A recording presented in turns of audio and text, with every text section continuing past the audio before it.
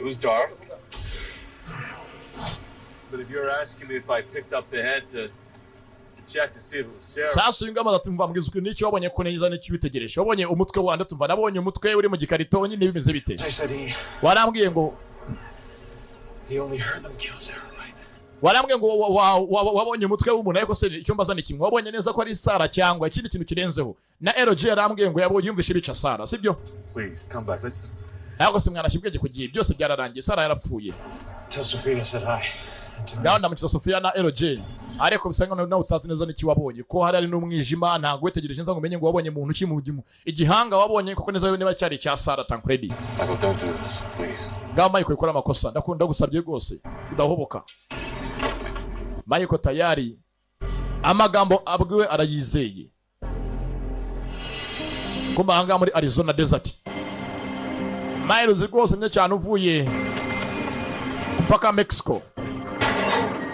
Hola amigos, allá atrás. Vámonos. Out. There's better ventilation back there, amigo. Hakuno harabaje. Sucre Beriki. Barahasesekaye.